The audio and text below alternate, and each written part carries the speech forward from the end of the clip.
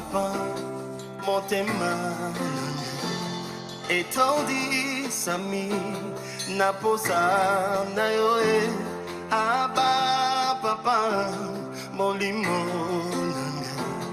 ezo ganga koluka yoe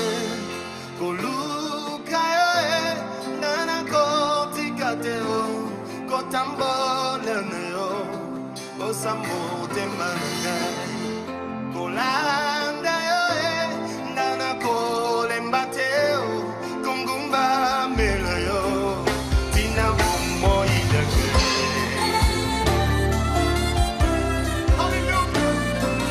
Bien-aimés, nous bénissons le Seigneur qui rend ce temps disponible pour que nous puissions être là. Vous savez que ce que nous sommes et ce que nous avons, tout vient de lui.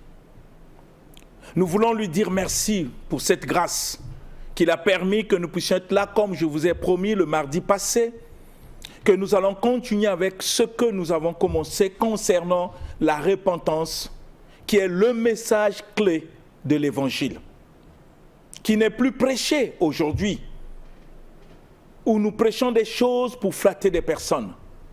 Et parfois, dans nos messages, tout ça, l'argent est mis au centre de tout. Nous ignorons la vie des âmes. Nous ignorons le salut. Nous ignorons qu'un jour le Seigneur reviendra simplement pour prendre son Église. Lesquels qui vont partir? C'est la question que nous, les hommes de Dieu, nous devons nous poser. C'est bien de dire que j'ai une église de 10 000 membres, oui. Mais est-ce que tu es sûr que tous les 10 000 membres vont rentrer le jour de l'enlèvement? Est-ce que tu veilles sur leurs âmes, comme dit le livre d'Hébreux? Parce que ça fait partie de notre responsabilité. On peut faire beaucoup de choses. Ce n'est pas mauvais. Mais si ces choses n'amènent pas les âmes vers le Seigneur, ça devient comme quelque chose d'inutile, de vanité que nous avons introduit, qui n'ont rien, ces choses n'ont rien à voir avec ce que le Seigneur attend de nous. Nous avons besoin de l'Évangile, de comprendre le message que le Seigneur attend de nous, ce que nous devons enseigner à l'Église de Jésus-Christ. Parce que l'Église n'est pas l'œuvre du pasteur, de l'apôtre, l'Église est l'œuvre du Seigneur. Parce que lui-même, il a dit, je bâtirai mon Église. Il nous a donné des responsabilités. Les responsabilités, non pour dire seulement aux gens que vous serez prospères, non. Dieu veut que nous travaillions. Dieu veut que nous puissions exercer des métiers. Ce n'est pas un péché. Si on le fait légalement, Dieu veut que nous puissions avoir l'argent. Dieu veut que nous puissions prospérer dans ce que nous sommes en train d'entreprendre. Ça, ce n'est pas un péché. Il le veut. Dieu veut que nous puissions nous marier conformément à sa parole et vivre le mariage comme Dieu le veut, pas comme nous le voulons. Vous comprenez? Il y a tellement de choses qui se passent au milieu chrétien. Parfois, on se demande, est-ce que vraiment c'est ce que le Seigneur nous a demandé de faire? Parfois, même les païens ont même peur de venir à l'église parce que nous ne donnons pas un exemple d'un comportement digne tel que le Seigneur le veut. Les païens veulent voir. Voyez, il y a tellement de choses. Mais peut-être nous avons manqué le message de l'Évangile. Le message que le Seigneur Jésus a prescrit. Parfois, on l'a manqué. Parce qu'il faut que chaque homme de Dieu se pose la question, est-ce que ce que j'enseigne, c'est ça ce que Dieu veut que je puisse dire à son peuple? N'oubliez pas qu'étant homme de Dieu, nous sommes conduits par le Saint-Esprit. Nous sommes soumis au Saint-Esprit. C'est le Saint-Esprit qui a pour mission de nous révéler ce que nous devons prêcher au peuple. Pour que nous ne puissions pas prendre notre connaissance comme si c'était l'Évangile. Non, bien-aimés, Dieu ne refuse pas que nous puissions étudier. Dieu ne refuse pas que nous cherchions des connaissances. Mais quand nous sommes dans son Église, Nous devons prêcher seulement ce que lui l'a prescrit. Si on veut donner aux gens des conseils concernant la vie courante, donnons. Mais à l'église, nous devons enseigner ce que le Seigneur a prescrit. Tu veux apprendre le management? Il y a des écoles. Va à l'école. Va apprendre. Ce qu'ils ont appris, qu'ils ont reçu, comment ils ont fait? Vous comprenez? Mais quand on est devant la chair pour annoncer la parole, nous devons dire seulement ce que le Seigneur a prescrit. Ne mettons pas notre sagesse, notre intelligence dans les choses de Dieu. Je le répète, Dieu a dit, ses pensées ne sont pas nos pensées et ses voix ne sont pas nos voix, bien-aimés. Réfléchissez sur ça. Il faut qu'on se rassure quand tu te mets à prêcher que ce que tu parles vient de Dieu. Que tu as une assurance que ce que tu vas dire au peuple dans les Écritures, c'est exactement ce que le Seigneur a prescrit. Prêchons le message de l'Évangile. La porte d'entrée de l'Évangile, la repentance. Laissons que notre Église puisse être composée des femmes et des hommes repentis. Des personnes qui sont sincères dans leur engagement. Des personnes qui ne viennent pas faire des aventures au sein de l'Église.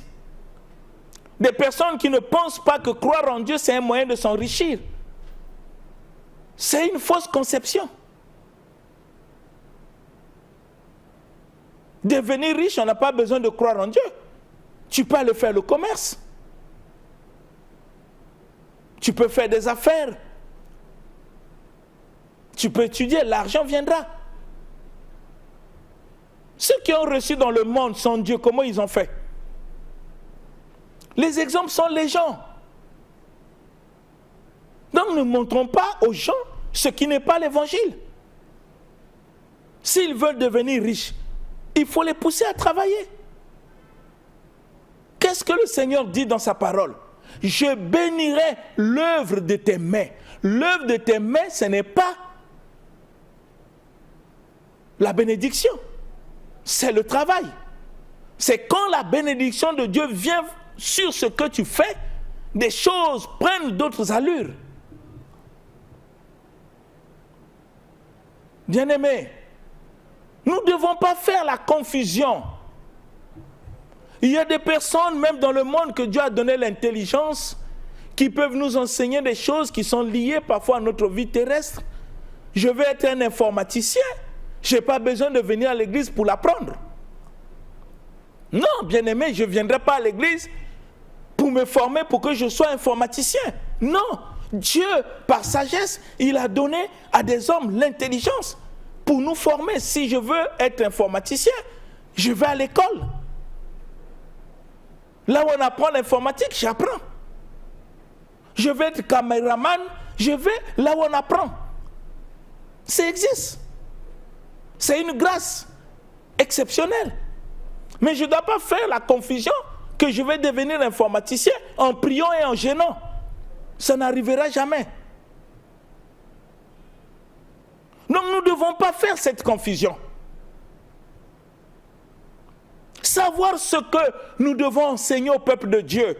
Comme le Seigneur a su le dire, bien-aimés, enseignez-leur, je le répète, enseignez à mon peuple tout ce que moi, Jésus, je vous ai prescrit, pas autre chose, ce que lui l'a prescrit.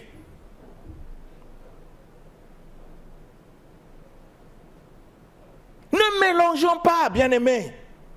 Soyons sérieux avec nous-mêmes.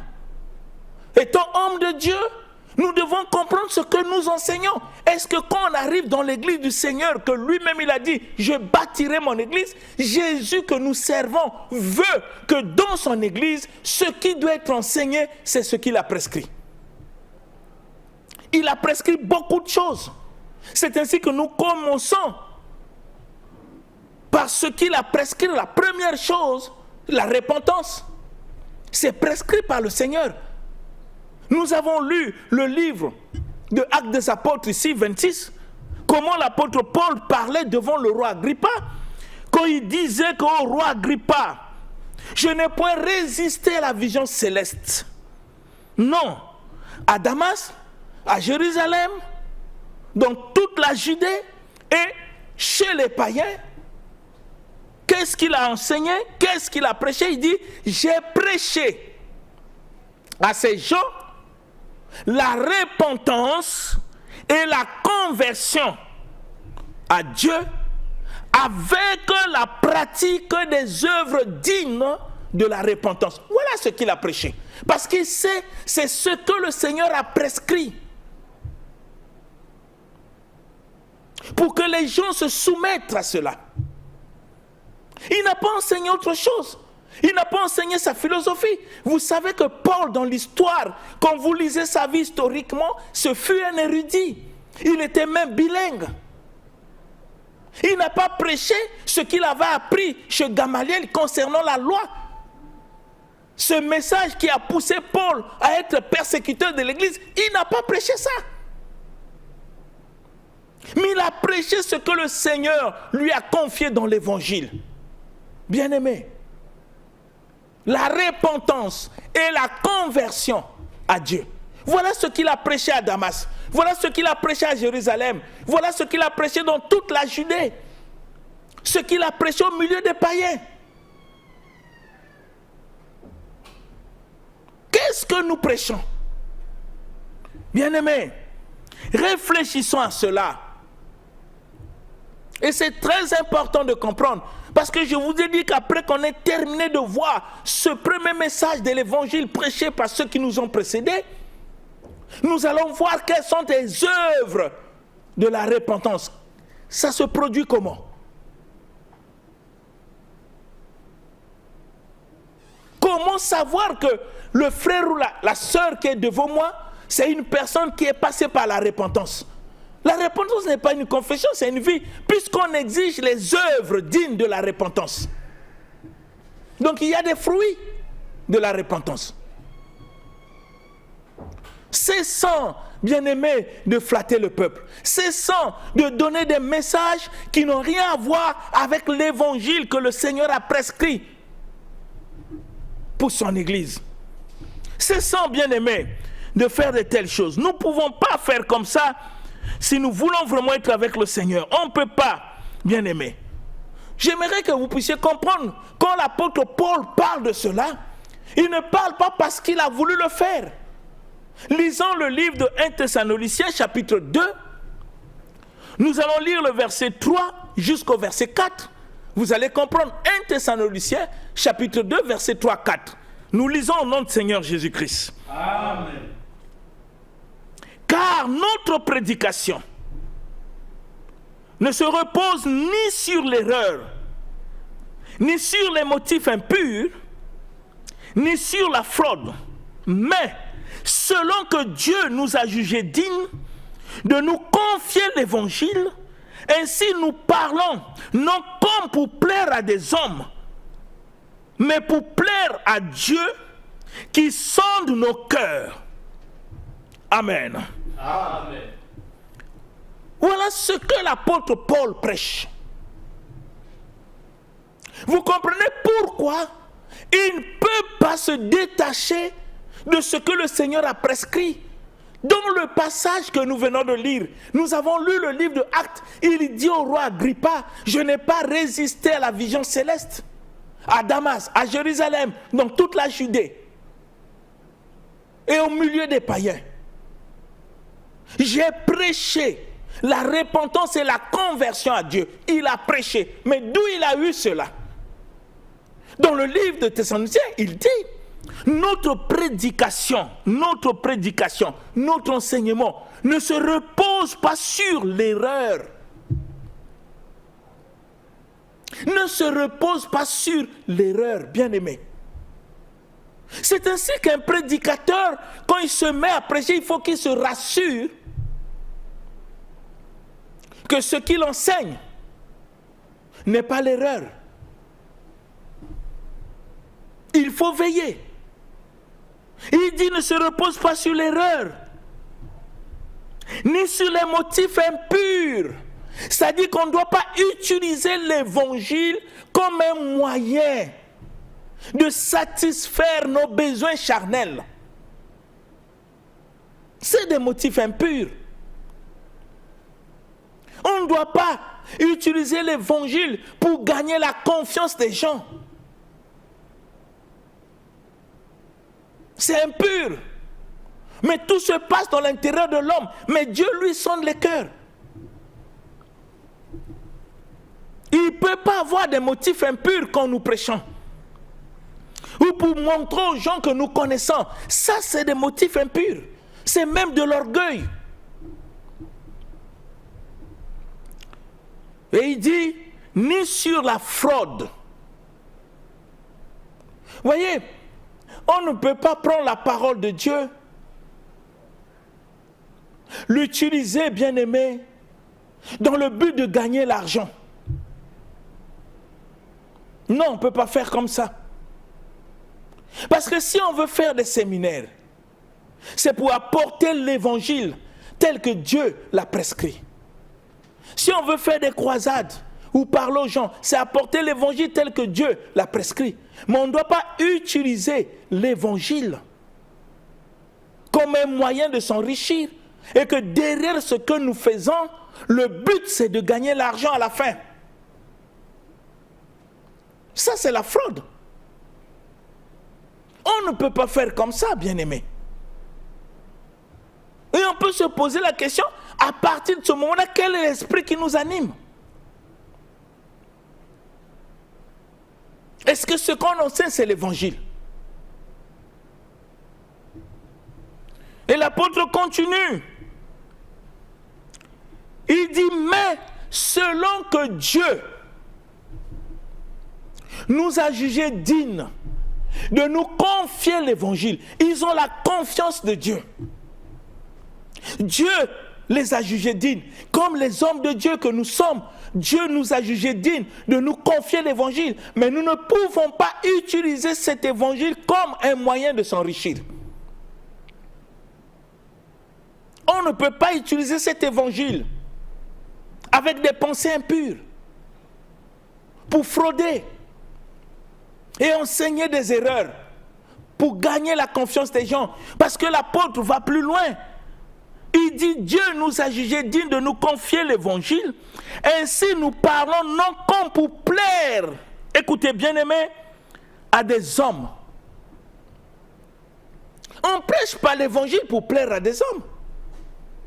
C'est pour présenter la vérité à des hommes, pour que chacun se mire face à cet évangile, qui prenne des décisions responsables de la repentance, pour servir Dieu avec leur cœur.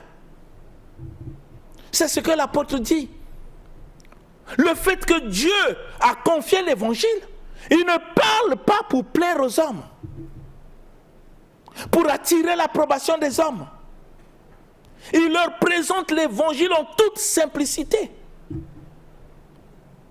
C'est là où vous comprenez pourquoi il a dit au roi Agrippa, à Damas, à Jérusalem, dans toute la Judée et au milieu des païens, je n'ai cessé de prêcher la repentance et la conversion à Dieu. Avec les œuvres, avec la pratique des œuvres dignes de la repentance.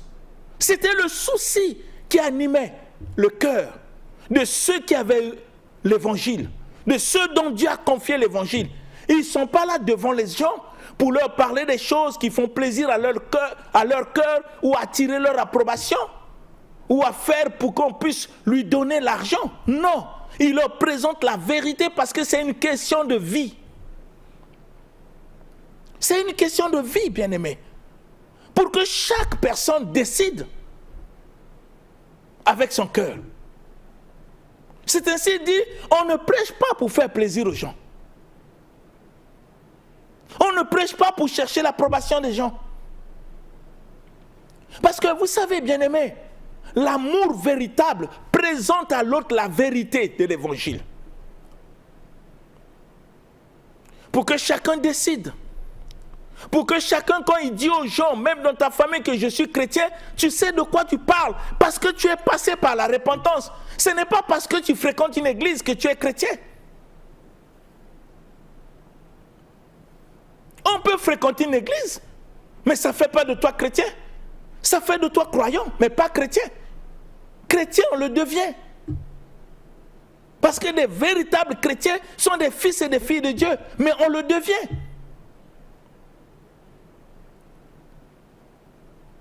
Bien-aimés, la parole nous enseigne toutes choses. Au cours de cette émission, nous allons voir beaucoup de choses que cache l'évangile, que parfois nous ne prêchons pas, nous enseignons pas, ou nous passons pieds joints, parce que nous voulons faire plaisir aux âmes. L'apôtre Paul dit non, l'évangile qui m'a été confié par le Seigneur, je n'enseigne pas, je prêche pas pour faire plaisir aux hommes. Pourquoi?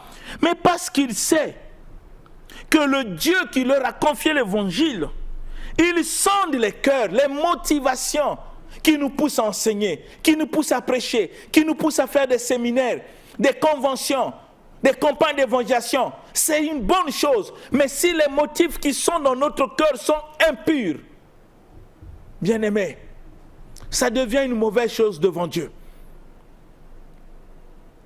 Vous comprenez pourquoi ils mettent l'accent sur la repentance? Pour que les âmes aient le sens de la responsabilité dans leur engagement de servir le Seigneur. Pour qu'ils ne soient pas ce que moi je qualifie des chrétiens brouettes, où tout le temps il faut les bousculer tout le temps. Non, celui qui passe par la repentance sait ce qu'il doit faire pour le Seigneur. Il n'a pas besoin que tout le temps on puisse le pousser, parce qu'il a donné sa vie au Seigneur. Il s'est engagé avec son cœur, déterminé, disposé, disponible à être ce que Dieu attend de lui. Il devient un ouvrier véritable dans le champ de Dieu. Il n'est pas là à rougir, ni à bouder, parce qu'il sait qu'il doit faire exactement ce que le Seigneur attend de lui dans sa parole. Et il y en a beaucoup de choses que nous allons enseigner au cours de cette émission. Quand nous lisons le livre de Romains chapitre 2, bien-aimés, je vous ai dit qu'au cours de cette émission, nous voulons laisser la parole nous parler. On ne veut pas qu'il y ait des philosophies, nous allons vérifier dans les Écritures. Nous lisons Romains chapitre 2. Nous allons lire le verset 4. Et nous lisons au nom du Seigneur Jésus. Amen. Romains chapitre 2, verset 4. La Bible dit, « Où méprises-tu les richesses de sa bonté, de sa patience et de sa longanimité, ne connaissant pas que la bonté de Dieu te pousse à la repentance. » La bonté de Dieu nous pousse à la repentance. Amen. Amen. Bien-aimés, vous comprenez comment l'apôtre présente l'évangile, que nous ignorons que la bonté de Dieu nous pousse à la repentance. Parfois, on a une vie qui ne correspond pas à la parole de Dieu. Nous continuons à vivre de cette manière, pensant que la grâce que Dieu nous donne suffit. Non, Dieu nous donne cette grâce. Il ne nous frappe pas pour nous pousser à la repentance. La bonté de Dieu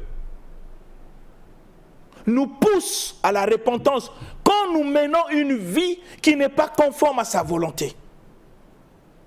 Quand Dieu nous donne la vie, malgré notre comportement qui n'est pas conforme à sa volonté. Quand nous faisons des choses qui ne sont pas conformes à la volonté de Dieu, on ne doit pas se réjouir parce que nous ne voyons pas la punition, parce que nous ne voyons pas Dieu nous frapper.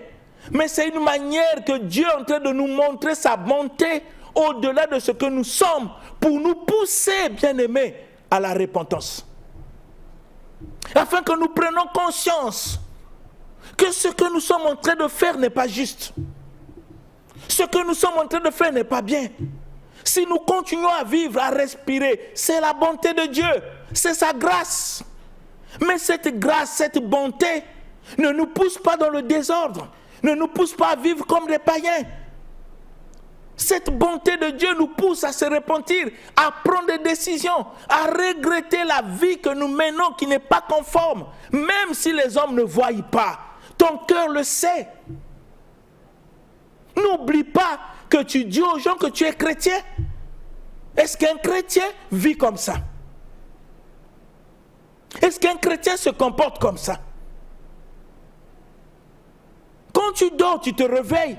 Ne pense pas que c'est par le mode de vie sale que tu fais que ça te donne. Non, c'est la bonté de Dieu. Cette bonté te poussera pour que tu arrives à la repentance, à prendre des décisions, à regretter ce mode de vie que tu mènes qui ne glorifie pas le Seigneur. Vous voyez que l'évangile nous pousse vers la repentance, au changement radical, bien-aimé. On ne peut pas se réjouir. Quand on nous dit sois béni, tu te réjouis, tout en sachant que la vie que tu mènes n'est pas conforme à la volonté de Dieu, bien-aimé. Ce n'est pas sérieux. Ce n'est pas sérieux. Il faut réaliser pourquoi Dieu continue à me garder. Pourquoi Dieu continue à me protéger. Pourquoi Dieu continue à faire des bonnes choses dans ma vie, tandis que je ne vis pas bien comme il le veut. Mais cette bonté du Seigneur te pousse à la repentance pour que tu prennes conscience que tu dois changer. Oui, mon frère, ma soeur, tu as le pouvoir de changer. Le changement, Dieu ne viendra pas te le dire. C'est ton engagement du cœur face à la vérité de l'évangile, de ce que Dieu attend de toi. Tu dois t'engager pour changer. Réfléchissons à cela, bien-aimés.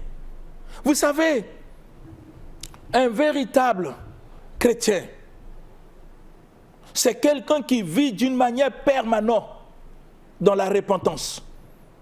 Parce qu'il ne prend pas plaisir aux œuvres des ténèbres. Quand il fait quelque chose, il est conscient que ce que je viens de faire n'est pas juste devant Dieu. Et il lutte contre lui-même. Pour être un modèle, oui, c'est possible que tes pensées ne puissent pas te tromper. Si tu n'étais pas capable de vivre comme Dieu l'attend, Dieu ne devait pas te choisir. Il y a des gens qui sont encore dans le monde. Il y a ceux qui continuent à fréquenter des boîtes de nuit, même dans ta famille. Tu ne peux pas penser pourquoi dans toute ma famille, Dieu a fait son choix sur moi. Mais parce qu'il a confiance en toi, il sait que tu peux. Bien-aimé, il faut prendre conscience de ta marche. Prendre conscience de ce que tu dois être. Prendre conscience de ce que Dieu attend de toi. Afin de passer par la repentance véritable. Une décision, bien-aimé. Oui, c'est possible. Tu peux changer aujourd'hui. Tu peux changer demain. Rien ne peut t'arrêter, même le diable. Quand l'engagement vient dans ton cœur, en regrettant ce mode de vie que tu mènes, qui n'honore pas Dieu. Je dis, même si les gens ne voient pas, Dieu voit. Sa bonté envers toi, sa grâce, ses bienfaits dans ta vie, a pour but de t'amener à prendre conscience pour que tu puisses te repentir de la vie que tu mènes, qui ne glorifie pas son nom. C'est ce que Dieu dit. Dans le livre de 2 Corinthiens, bien-aimés, nous allons lire ce passage dans 2 Corinthiens, chapitre 7. Nous lisons le verset 1. Nous commençons par le verset 1. Après, nous allons lire le verset 9 à 10. Nous allons lire au nom du Seigneur Jésus. Amen. Nous lisons le verset 1. Ayons donc de telles promesses, bien-aimés, purifions-nous de toute souillure de la chair et de l'esprit, en achevant notre sanctification dans la crainte de Dieu. Nous allons lire le verset 9 à 10. Je me réjouis à cette heure, non pas de ce que vous avez été attristés, mais de ce que votre tristesse vous a porté à la repentance, car vous avez été attristés selon Dieu, afin de recevoir de notre part aucun dommage. Verset 10. En effet, la tristesse selon Dieu produit une repentance à salut dont on ne se repent jamais, tandis que la tristesse selon le monde produit la mort. Amen. Amen. Bien-aimés, nous devons achever notre sanctification, mais on ne peut que se sanctifier si on passe par la repentance. Et l'apôtre Paul dit, oui, ils étaient attristés parce qu'il y avait un problème. Mais cette tristesse, selon Dieu, doit nous amener à la repentance.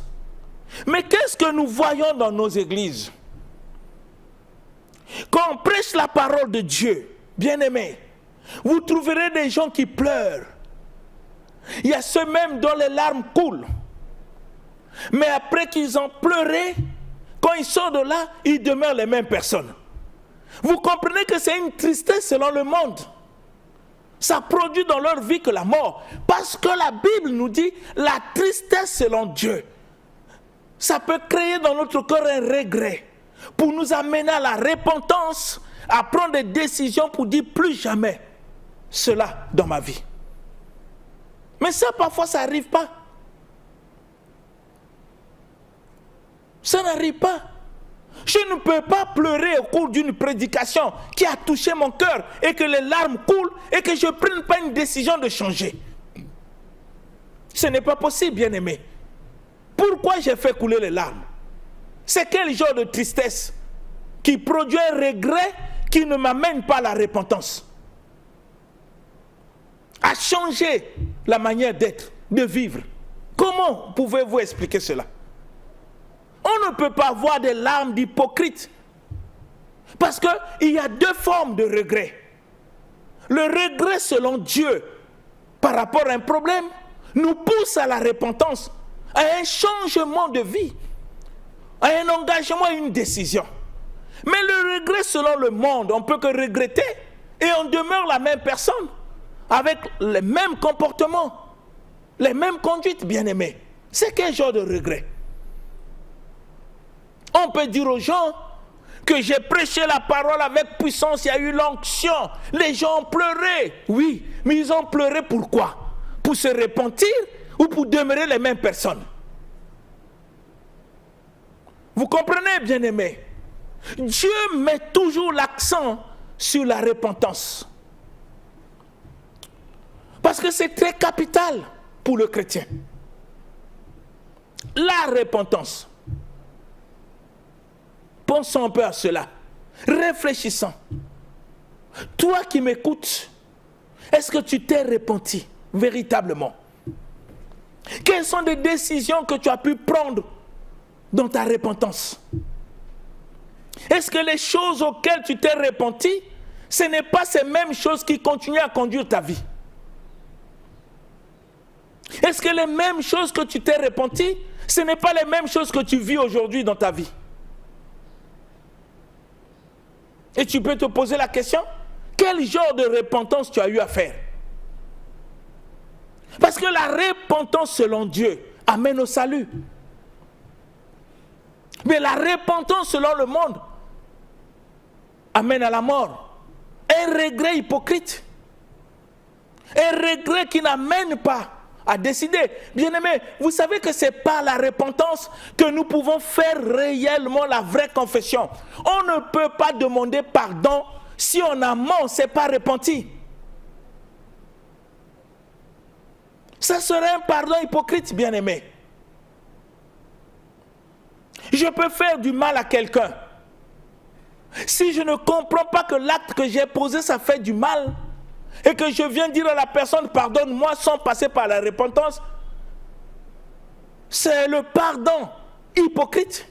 Parce que quand je me repens, et que je prends conscience que ce que je viens de faire chez l'autre, ce n'est pas bon, et que j'ai le regret, je vais aller le voir pour lui demander pardon, poussé par une repentance, pour lui dire plus jamais. Parce que la repentance précède la décision. Et une décision qui sort de la repentance est vraie. Et tu vas veiller pour que telle chose ne puisse plus se reproduire dans ta vie. C'est une question de vie. Une question de décision. Ce n'est pas quelque chose qu'on doit faire exprès, mais qu'on doit prendre conscience, bien-aimés, de ce que nous devons être, de ce que nous devons faire. C'est ainsi que souvent, dans nos églises, nous poussons les gens à se repentir. On ne pousse pas les gens. Quand on pousse les gens, ils le feront par contrainte, sans comprendre pourquoi ils le font. Il faut laisser l'individu prendre conscience du mal qu'il est en train de faire, qu'il regrette le mal qu'il est en train de faire, et quand il va prendre une décision poussée par la repentance et dire à Dieu pardon, sa vie changera. Parce qu'il a pris conscience. Tout ce qui est poussé par contrainte ne produit pas le fruit, ça produit à la mort. Et vous allez voir que la personne va toujours reproduire les mêmes choses et il va se poser la question, je ne comprends pas. Non, mais parce que tu ne t'es pas repenti. Tu n'as pas pris conscience du mal que tu fais. Tu as parlé par ta bouche et non par ton cœur. Et je veux que nous réfléchissions sur ça, bien-aimés. Nous voulons voir des églises remplies de frères et sœurs repentis. Des personnes responsables, parce que la repentance donne à ta vie le sens de la responsabilité. Ça t'amène à ne plus être la même personne. Souvent, on cite les passages bibliques sans comprendre comment on peut arriver à cela. Quand on dit quand on est en Christ, on devient une nouvelle créature. Pensez-vous qu'on peut devenir une nouvelle créature sans passer par la repentance? Moi, je peux vous démontrer dans la parole comment on peut le devenir. Comment on peut devenir enfant de Dieu? Il y a des choses que le Seigneur a prescrites, que toi et moi, nous devons l'accepter et l'appliquer. C'est là où vous comprenez pourquoi Jésus dit, ne vous bornez pas à écouter, mais mettez en pratique. Je peux mettre en pratique si mon cœur est convaincu. C'est un problème de conscience. Ne faisons pas semblant, bien-aimés. Soyons vrais dans notre croyance pour que Dieu soit sanctifié, glorifié dans notre vie. C'est au nom de Jésus-Christ que je le demande. Amen. Amen. L'émission Parole de vie avec le pasteur Lévi Nikwe, chaque mardi à partir de 17h10 sur DRTV International. Papa, motema etondi sami naposa na yoe aba papa